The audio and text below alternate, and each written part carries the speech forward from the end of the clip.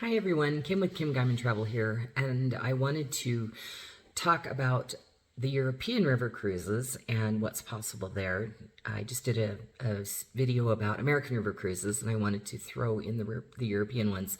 So the main rivers in Europe that you're going to find river cruises on are going to be the Rhine and the Danube, and you can go really far. There's like two sections of the Danube. Those are generally going to be the great starter points, for first-time cruisers, or they're also going to be a lot of the time a little less expensive. Then you've got the Rhone and the Seine that go through France. You've got the Douro that goes through Spain and Portugal. And then Viking actually does one on the Elbe, which is in Germany and kind of starts in Berlin.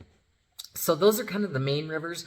Then there's some that are more river cruise adjacent that you can do the Adriatic, where you kind of go up the coast, Croatia and so forth. It's not a river cruise, but it's going to be that intimate, smaller ship kind of thing, not like the Mediterranean, which are going to be bigger ships. There are no river cruises in the UK. There are luxury barge cruises that are quite expensive, but there's no rivers there like the Thames is not navigable by a river cruise ship. There is a Windstar cruise that kind of starts and ends near Tower Bridge and goes under Tower Bridge, but as far as like an actual river cruise experience, there isn't one. So lots of choices there, lots of great ports. You're going to see more castles than you do in the US because we don't have castles really along our rivers. Their rivers were used for shipping a lot also, but they don't, they were defensive fortresses really for the castles. Something that's important to know, we talked about in the other video, the Americans with Disabilities Act does not apply. And so you are not going to have a lot of help or a lot of accommodation if you have some pretty heavy mobility issues. That being said, there are companies that have gentle walkers. So if you're a slower walker, you need like walking sticks of some sort, like trekking poles. Some companies provide those for you. There's going to be elevators in the ships, but usually they will not go to the top deck.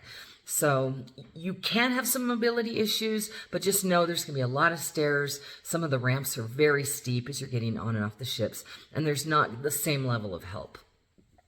European river cruises are going to be the best prices in the early spring, and then sometime like October, November, before Christmas markets start. Those are kind of the value seasons. Summer's going to be expensive. As is happening this year, sometimes the rivers kind of dry out and the ships can't go. It was pretty low snow last year, and so we're having some trouble on the Rhine and the Danube. But there are other rivers. You don't have that as problems. So if that's a concern, we can talk about that. Reach out to me at kimguymantravel.com or therivercruiseagent.com, and let's talk about getting you on a European river cruise. Have a great day.